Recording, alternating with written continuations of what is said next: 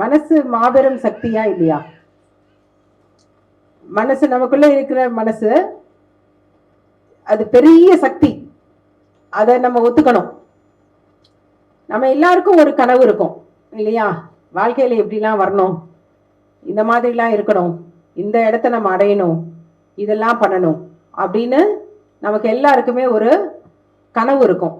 அந்த கனவுக்குள்ள இருக்கிற பிம்பத்தை வந்து நினைச்சு நினைச்சு நினைச்சு பார்த்துக்குவோம் தானே இல்லையா? அப்படி பார்த்துக்கும் பொழுது அது ரொம்ப சந்தோஷத்தை நமக்கு கொடுக்கும். அந்த பிம்பத்தை வந்து அடைஞ்சவங்க பாதி பேர், அடைய முடியாதவங்க கொஞ்சம். ஏன் அந்த அடைய முடிஞ்சவங்களுக்கும் அடைய முடியாதவங்களுக்கும் என்ன அடைய முடியாதவங்க மிஸ் பண்றாங்க, அடைய முடிஞ்சவங்க எதை கையில எடுத்துக்கிறாங்க? இந்த டிஃபரன்சியேஷன் தெரிஞ்சிச்சுன்னா நம்ம வந்து வாழ்க்கையில வந்து நம்ம நினைக்கிற இடத்த அடைஞ்சிடலாம்.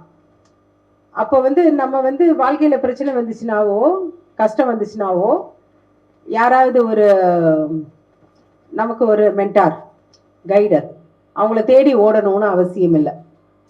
முதல்ல நம்ம என்ன நினைக்கிறோம், நம்மளோட எண்ணங்கள் நம்மளை எங்க வந்து கொண்டு போகுது, அதை நம்ம வந்து கூர்ந்து கவனிக்கணும். கூர்ந்து கவனிச்சு நாம பாதி பிரச்சனைகளுக்கு நமக்கு வந்து சொல்யூஷன் கிடைச்சிடும். இந்த ஏன் குழந்தை பருவத்துல வந்து நமக்கு இருக்கிற இன்ஹிபிஷன், நம்ம வந்து குழந்தை பருவமா இருக்கும் பொழுது எதை வந்து நம்ம கிட்ட சொன்னாலும் நம்ம அதை செய்வோம். நீ இப்போ பேரண்ட்ஸ் வந்து நீ ஓடி போய் இதை செய்யின்னு சொன்னா செய்வோம், இதை பேசுனா பேசுவோம், இதை பண்ணுனா பண்ணுவோம். வளர வளர வளர நமக்குள்ள ஏன் அந்த இன்ஹிபிஷன் வருது? ஏன் நம்மளால செய்ய முடியல? ஏன் நம்மளால வந்து கோப்பப் பண்ண முடியல? நம்ம நினைச்சு வச்சிருக்கிற பிம்பத்தை நோக்கி நம்மளால ஏன் போக முடியல அப்படின்னா அதுக்கு காரணம் என்ன? ஏன் அதை நோக்கி போக முடியல? அப்போ நமக்குள்ள வந்த அந்த தயக்கமும் அந்த தடுமாற்றமும் ஏன் வருது? நம்மளை சுத்தி உள்ளவங்க நம்மளை எஸ்டிமேட் பண்ணி நமக்கு எப்ப பார்த்தாலும் நம்ம மேல வந்து நம்மளை பத்தின ஒரு கருத்தையும் ஒப்பீனியனையும் சொல்லிக்கிட்டே இருக்கிறது. அது ஆஃப்லேட் என்ன ஆயிடுது, அதை கேட்டுக்கிட்டே இருக்கும் பொழுது ஒரு நாளைக்கு ஒரு 3 பேர் 4 பேர் ஸ்கூல்ல இருந்தே அது ஆரம்பிச்சிடும். அந்த பாத்தீங்கன்னா, ஏண்டா எப்ப பார்த்தாலும் நீ படிக்கவே மாட்டேங்கிற, எப்ப பார்த்தாலும் நீ வந்து பேசிக்கிட்டே இருக்கிற, இந்த மாதிரில ஆரம்பிக்கும். இந்த ஆரம்பிக்கிறது என்ன ஆகும்னா, அப்படியே ஒருத்தரை சுத்தி ஒருத்தர் நமக்கு ஒரு 4 அப்ரிஷியபிள் கமெண்ட் கிடைக்குது அப்படின்னா, 4 பேர் நம்மளை அப்ரிஷியேட் பண்றாங்கன்னா உடனே என்ன ஆகும், சுத்தி உள்ளவங்களோட நெகட்டிவ் ஒப்பீனியன்ஸ் வந்து நம்மளை வந்து இழுத்துக்கிட்டே இருக்கும். Pulling factor. மேலே ஏறவும் முடியாது, நம்ம எதை நினைக்கிறோமோ அதை நோக்கி போகவும் முடியாது. அப்போ என்ன ஆகுதுன்னா, நம்மளை சுத்தி வர அந்த கருத்துக்கள் வந்து நம்மளோட நம்ம ட்ரீம் நோக்கி போக முடியாம ஒரு தயக்கத்தையும் பயத்தையும் நமக்குள்ள ஏற்படுத்திடும். இதை எல்லாரும் ஒத்துக்கிறீங்களா?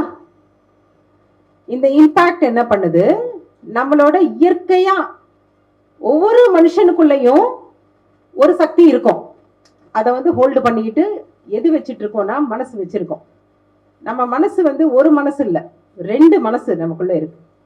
2 மனசுன்றது 2 மனசோட 2 பகுதி. ஒண்ணு வந்து என்ன செய்யும், அவநம்பிக்கை அதுல இருக்கும், தாழ்வுணர்ச்சி அதுல இருக்கும், பயம் அதுல இருக்கும். இன்னொரு மனசுல தைரியம் இருக்கும், நம்பிக்கை இருக்கும், உத்வேகம் இருக்கும்.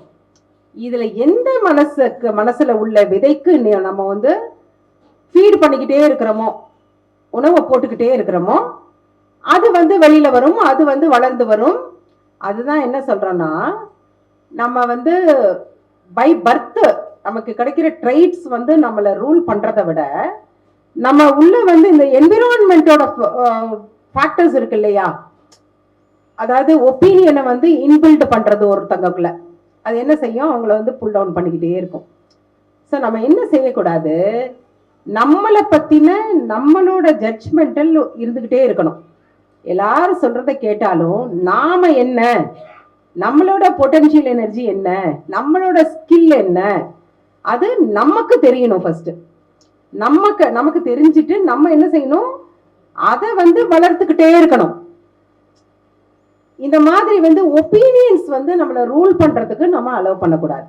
ஒரு பொண்ணு நம்ம கிட்ட இருக்கிற, நம்ம இப்போ இப்போ தற்போதைய தற்காலத்துல சமகாலத்துல நம்ம கூட அவங்க வாழ்ந்துட்டு இருக்கிறாங்க, இந்த உலகத்துல தான் இருக்கிறாங்க.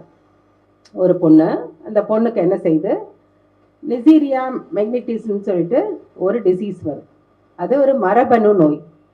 அது வந்து சர்க்குலேட்டரி சிஸ்டத்தை பாதிக்குது. அவங்களோட எலும்பு முட்டிக்கு கீழே உள்ள பாகங்கள் வந்து கொஞ்சம் கொஞ்சமாக இன்ஃபெக்ஷன், பாக்டீரியல் இன்ஃபெக்ஷனால் ஆம்பியூட் பண்ண வேண்டி வருது. அவங்க என்ன செய்கிறாங்க, அவங்களோட ஸ்ப்ளீனை ரிமூவ் பண்ணுறாங்க. அவங்களோட கிட்னிஸ் ஃபெயிலியர் ஆகுது. இதெல்லாம் ஒரு 17-18 இயர்ஸ்லேயே அவங்களுக்கு நடந்துருது. டாக்டர்ஸ் என்ன சொல்கிறாங்க, இந்த பொண்ணை காப்பாற்ற முடியாது, 2% சான்ஸ் தான் இருக்குது இந்த பொண்ணை காப்பாற்றுறதுக்கு. நீங்கள் ரிலேட்டிவ்ஸ் எல்லாம் சொல்லிடுங்க, கிட்னியும் இல்லை, ஒரு இயரில் வந்து இயரிங் கெப்பாசிட்டி போயிடுச்சு, 2 முட்டிக்கு கீழே காலை எடுத்தாச்சு, பாக்டீரியல் இன்ஃபெக்ஷன் இன்னும் மூவ் ஆகிட்டே இருக்குது, ஸ்ப்ளீன் எடுத்தாச்சு, இந்த பொண்ணு வந்து இதுக்கு மேலே எப்படி எங்களால் காப்பாற்ற முடியும்? ரிலேட்டிவ்ஸ்லாம் பார்க்க வராங்க, ஹாஸ்பிட்டல்ஸ் வர ஆரம்பிச்சிடுறாங்க. இந்த பொண்ணு ஹாஸ்பிட்டலைஸ் ஆகிருக்கிறாங்க. டாக்டர்ஸே தீர்மானமாக சொல்லிட்டாங்க. அப்போ வந்து அவங்க அப்பா என்ன சொல்கிறாரு, நான் என்னோட பொண்ணுக்கு கிட்னியை வந்து டொனேட் பண்ணுறேன் அப்படின்னு சொல்கிறாரு. அந்த கிட்னி அந்த பொண்ணுக்கு டொனேட் பண்ணி, அந்த பொண்ணு அதோட 3வது மாதத்துல என்ன பண்ணுறாங்க, கொஞ்சம் கொஞ்சமாக 2 கால்களும் இழந்த பொண்ணு என்ன பண்ணுறாங்க, ஸ்னோ போர்டிங் போகிறாங்க. பனிச்சறுக்கு போயிட்டு பனிச்சறுக்கு விளையாட்டில் இப்போ என்ன செய்கிறாங்க, 2014 வந்து பிரான்ஸ் வின் பண்ணுறாங்க பேராலிம்பிக்ஸில், 2018 சில்வர் வின் பண்ணுறாங்க. ஆன் மை ஓன் ஃபீட்ஸ்ன்னு சொல்லிட்டு புக் எழுதுறாங்க. C is a motivational speaker, C is an actress, C is living actress, American actress Amy Purdy. எது அவங்களை வழி நடத்துச்சு?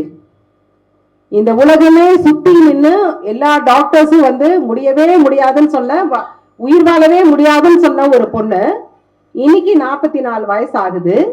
இந்த உலகத்துல வந்து இத்தனை சாதனைகளையும் செஞ்சுட்டு இல்லற வாழ்க்கையிலையும் இருந்துகிட்டு உயிர் வாழ்ந்துகிட்டு இருக்காங்கன்னா அவங்களை செய்தது எது? அவங்களோட மனசு. இந்த உலகத்தில் வேற எந்த சக்தியும் கிடையாது. ஒரே ஒரு உயிர் வந்து அவங்களுக்கு உதவிச்சு. அவங்க அப்பா என்ன செய்யறாரு, தன்னோட கிட்னியை தானமா கொடுக்கிறார். அவங்கள உருவாக்கினது யாரு? அவங்க. எல்லாரும் கைவிரிச்ச பின்னாடி உன்னால முடியும் அப்படின்னு அவங்களுக்கு அவங்களே சொல்லிக்கிட்டாங்க. அடுத்து நமக்கு எல்லாத்துக்கும் தெரிஞ்சவர் மெஸ்ஸி. அவரை வந்து டுவார்ஃப் பாய், அவருக்கு வந்து ஃபுட்பால்னா அவ்வளோ பிடிக்கும். டுவார்ஃப் பாய், உன்னால ஃபுட்பாலே விளையாட முடியாது அப்படின்னு சொல்லிட்டு யூத் ஸ்கூல்ல இருந்து அவரை வெளியவே அனுப்புறாங்க.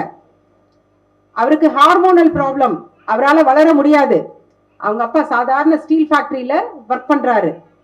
ஹார்மோனல் இம்பேலன்ஸை கரைச்சி மாத்தி வரணும் அப்படின்னா அதுக்கு அவர் நிறைய செலவு பண்ணி ஆகணும். அவ்வளவு செலவு பண்ண முடியல.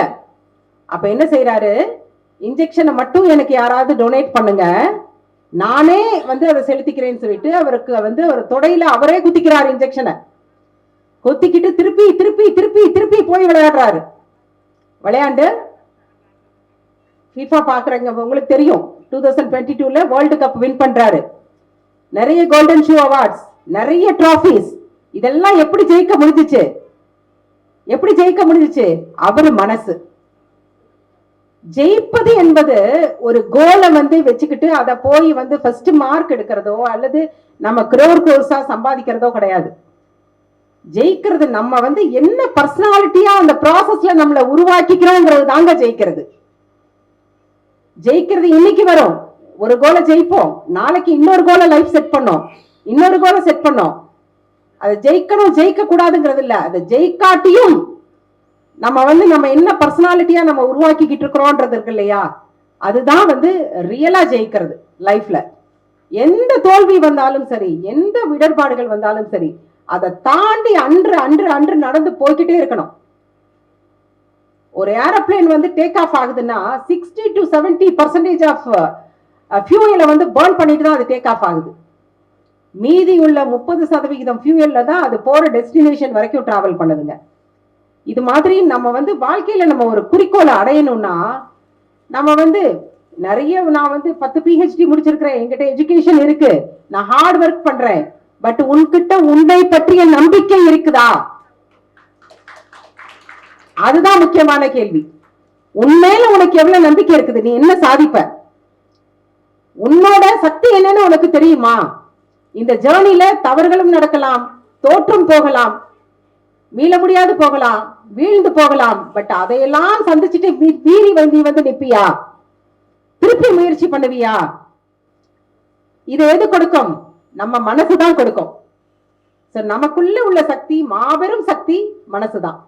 அந்த மனசை நம்ம கண்ட்ரோல்ல வச்சுக்கிட்டோம்னா, அந்த மனசுகிட்ட பேசுங்க.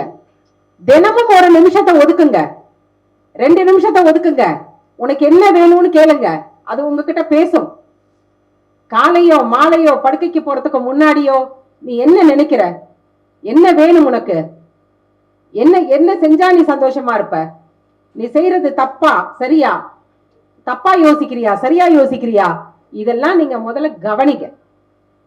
முதல்ல மனசு என்ன சொல்லுதோ அதை கவனிச்சுட்டு அதுக்கப்புறம் என்ன செய்யுங்க, அதுல இருந்து பிரிச்சு எடுங்க. ஏன் இந்த முயற்சி நம்மளை வந்து நம்ம இவ்வளவு முயற்சி செஞ்சும் இதை வந்து நம்ம அடைய முடியல? காரணம் என்ன? அப்ப எது எது உங்களோட நெகட்டிவ் ஃபேக்டர்ஸ் உங்களை புல் பண்ணிருக்கோ, இந்த 2வது மனசு ஒண்ணு இருக்கு இல்லையா, அவநம்பிக்கை, தாழ்வுணர்ச்சி, தைரியமின்மை, இதெல்லாம் இருக்கு இல்லையா, அதோட பகுதிகள் என்னென்ன இன்ஃப்ளூயன்ஸ் பண்ணி இருக்குது நீங்க வாழ்க்கையில மேன்மேலும் உயர்றதுக்குங்கிறத பிரிச்சு எடுத்துருங்க.